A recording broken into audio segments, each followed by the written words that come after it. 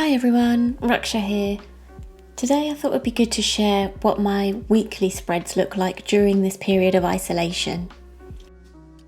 I'm not really finding the standard weekly layouts that useful. I'm not really benefiting from having the days listed out like this at the moment because I don't really want to do things on specific days. The kids obviously aren't at nursery and we don't have fixed social events or appointments, so I'm appreciating a bit more flexibility. I don't really want to force too much structure into our day beyond the basic routine we have with meal times and bedtime. Also, because we're all at home so much and are doing different things to usual, I've kind of felt the need to capture what we're doing in the week as well. So I've set this one up for this week, which I think will be more relevant right now while we're all at home and in quarantine.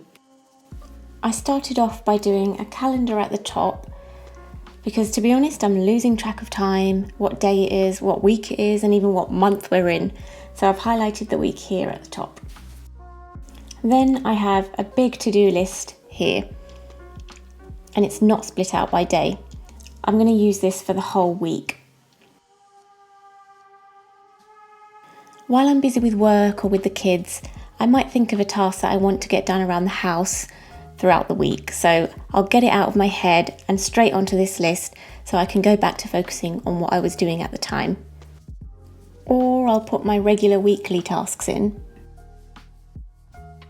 Or I might see a new recipe I want to try, and if I don't write it down, I'll just forget, so I'll put that down. I want to keep this stuff separate to the personal things that I do because they're really different types of activities in my mind and require a different mindset. If I'm lucky, I might get 1 hour in the morning to myself before everyone wakes up, and then maybe a couple of hours in the evening. But this isn't consistent, and when I do manage to get that time, I want to refer to the personal list here. Last week, for example, I found out that Nikon were giving their online photography and videography classes for free throughout the whole of April. So I found a couple that I wanted to do. Something like that I would put on here to do in my personal time. Last week, I managed to wake up at 5:30 a couple of times, and luckily the kids didn't wake up to invade my personal time, so I managed to do a photography class and a videography class, which were both really good. If things like that are written down here, I can easily see what the options are when I have some free time and I can just dive straight in. If it's more of a challenging week and I'm finding it difficult to get any quality time alone, or if I change my mind about what I want to do this week, I can push it to next week. So I also mentioned that I've been enjoying capturing what we did. Last week, me and my son made some homemade pita breads. So I could print a photo of it and stick it on here, or just write it in. And on this side, I can put things like the online class I did, or just things like I finished reading a particular book, or even just basic things like had afternoon naps, I wish, or watched a film.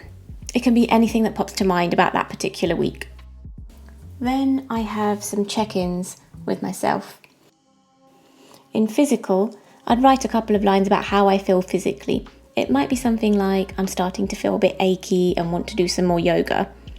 In the mental, emotional check-in, I'd write down how my mind feels at the moment, whether it's engaged or feeling really slow, and how I feel at the moment too. Then there's a space to jot down anything that pops to mind for next week. I think this will be really handy when I come across something or I think of something that I can't do right away. I think it will be really useful for meal planning as well, because sometimes I'll think of something I want to cook, and then if I just jot it down here, I can add the ingredients to the shared Alexa shopping list that my husband uses when he does the weekly shop. Then I'll have all the ingredients ready that I need to cook that particular dish next week. So that's my weekly spread at the moment. Very different to the traditional weekly spreads that we have in our bullet journals, and I might change it up a bit again next week if I want to tweak a few things, if I discover that some things would work better. And that's the beauty of designing your own bullet journal. You can always make it suit your needs. I hope you found this video useful and maybe got some ideas on how you might want to change your weekly setups while we're in isolation and social distancing. It's a personal thing really, based on your own circumstances and what you want to get out of your time and your journal. I'd love to hear about how you've been planning your time at the moment, so leave a comment down below. It may trigger some thoughts about my own weekly spreads as well, and I can change it up again if I need to.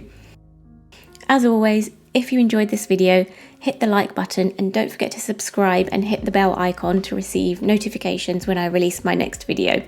See you soon!